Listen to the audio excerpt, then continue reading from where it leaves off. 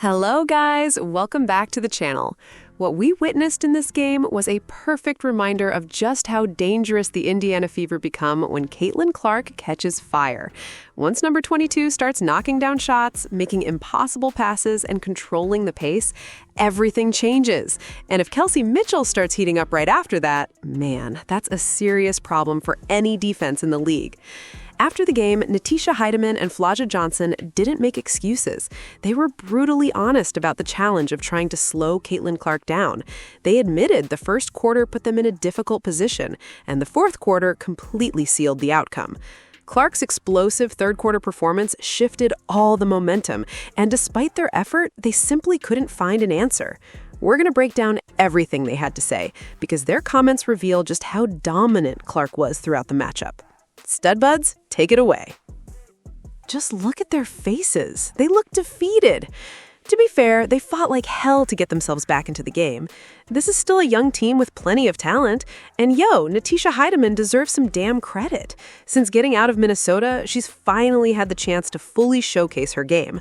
I remember her having some solid performances there, but I don't remember her looking like this. She was out there playing like Allen Iverson, attacking every possession, creating offense, and absolutely hooping. All right, so I also want to get to what head coach Sonia Raman had to say as well, because she had some comments about Caitlin Clark. Let's get into it. Okay, Percy, go ahead, kick us off. For T, you played a few games this season without Dom. Did you feel that you needed to do more, just not having your all-star center out there? I think we just made an emphasis that everybody has to step up. You know, not just one person. We kind of just all have to step up in whatever way we can. Defensively, I know we've talked a lot this season. The coach wants this team's identity to be defense. Just what were your thoughts on the team's defense tonight as a whole? I think it was just the start. You know, I think 37 points in the first quarter. And then obviously the fourth quarter, but I would just say the start. But overall, I mean, Flaw was really working on Clark, and we had Jade on Kelsey Mitchell. I feel like they were doing a really good job on them. Obviously, they're great players; they're gonna score, but just trying to wear them out and do the best we can there, and then we just got to be better in certain areas. It seemed like in the second quarter specifically, there was a lot more noticeable efforts in those second chance opportunities and crashing the boards heavy, even with Boston still in there. What did you kind of notice from the adjustments you guys made from the first to second quarter? Flaw be crashing the boards. I'll be getting back. So would you feel, Flaw? You got more rebounds than me. No, I don't got no offensive. Shoot, I mean, we gotta create more possessions. That's just a way to create more possessions in the game. The best way to win a game is to get more shots. Tonight we had more shots, but they just made more. And that's just how the game goes. You try to create advantages. You try to create more opportunities. And I think that's just you gotta go in there and get them. I feel like we still missed a lot though. Like I don't think we overly dominated the boards. I feel like we had a good intention to go. Like we got a couple good ones, but I think we could still be a little bit more aggressive. But, Dom ain't here, so there goes 15 boards. Specifically does need work defensively. What was an issue tonight? Yeah, I mean, I think it started in the first quarter with transition. Cunningham getting open for threes, uncontested. She had 3 threes in the first quarter, and then that was it for the game. But that really hurt us, coming right out of the gate. So giving up 37 points early, it's transition, and I think that piece of it is more controllable, especially where we took care of the ball today. We were really good with that. We didn't have a lot of live ball turnovers, so we have to be able to get back and find people and take away those easy buckets in transition. The tough ones, right, again, with elite scorers, you're not going to, shut them out. They're going to score, so being able to take away the easy ones is really important, and that's probably where it starts.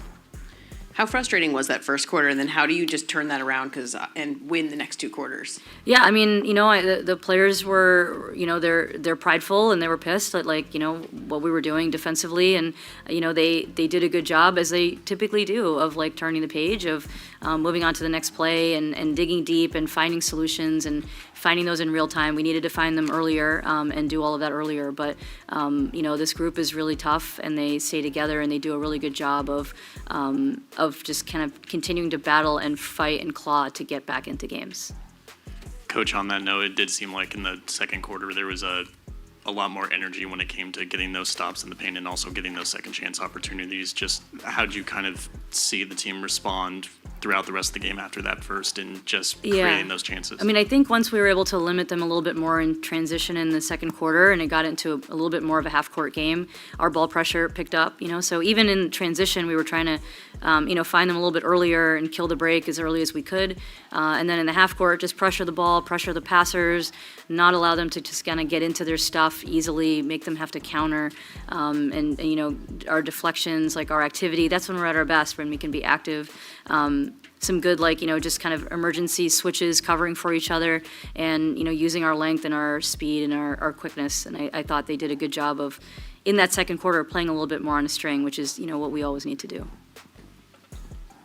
So, if I get this right, you're saying that, what is it that had you limit their shots? Are you saying the defense, it was the key in terms of that? I'm just trying to formulate a question here. You're saying that the defense was better in the second quarter. And what were those key things that made it better? I think it was everything I just said, right? The ball pressure, trying to find them early, kill the break, get them in the half court, pressure the ball, activity, deflections, emergency switches, all that. Thanks. Yep. Was it the awareness of where the ball was, and was it off-ball switching then? Was there an awareness that kicked in to those 4 things that you just said? I don't know if that was, I wouldn't call that awareness. I think just, doing better at what we know we're capable of doing. Yeah. Mm-hmm. Yeah, no, we're good. We're back. Coach, there was the foul discrepancy was a lot closer in this game here. Yeah. However, there was a lot of questionable calls in this game. I'm thinking of the one specifically. It was right in front of you where Horston fouled Clark. Mm-hmm. Does a foul like that, it looks extremely questionable. Does a foul like that warrant a technical foul from you to get this ref's attention, or I don't? What's your approach to that? Yeah, I mean, I think that it's a really hard job. First of all, what they have to do. I think there were some questionable calls. We were having good communication about all those calls. We challenged where we felt we could, and it was going to be successful to overturn. But if the officiating requires a technical for it to be better, then that's not what we're trying to do. So a tech at some point might happen just in this course of a game, but I don't think that it's one of those things where it's going to be a cause and effect. That's not necessarily how this works. And I think my issue with that call was just it felt kind of touch, and I just wanted there to be consistency on the other end. So I think that's always the thing, and that's the toughest part for refs is finding that consistency.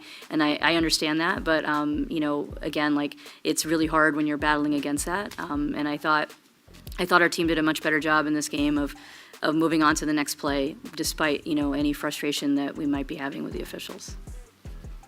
I really appreciate the way Natisha Heidemann carries herself whenever Caitlin Clark is involved. No matter what happens during the game, she never comes across like a hater. And let's be honest, there are plenty of people who get accused of acting bitter whenever Caitlin Clark has a big performance. Natisha doesn't give off that energy at all. She competes hard, but she also gives respect where it's earned. You could see that same respect after the final buzzer. Caitlin Clark walked over to Flau'Jae Johnson, told her to keep her chin up, and gave her a hug. That's what healthy competition is supposed to look like. During the game, they're talking trash, battling on every possession, and trying to beat each other. Once supposedly targeting Caitlin Clark. Now, let's keep it real for a second. Flau'Jae Johnson was fouling the hell out of Caitlin Clark all game long. She was playing physical from the opening tip, and if the officials had called every bit of contact, she damn near could have fouled out before halftime. That's just calling it how it looked.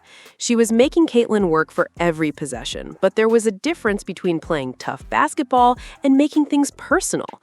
Coach Hen even pointed it out, and stud buds echoed the same thing.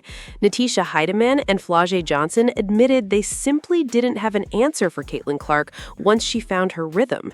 When she gets rolling, stopping her becomes one hell of a challenge. Now, I want to hear from you. Get down in the comments and let me know what you think about their reactions and Caitlin Clark's performance. And if you enjoyed this breakdown, make sure you like the video, drop a comment,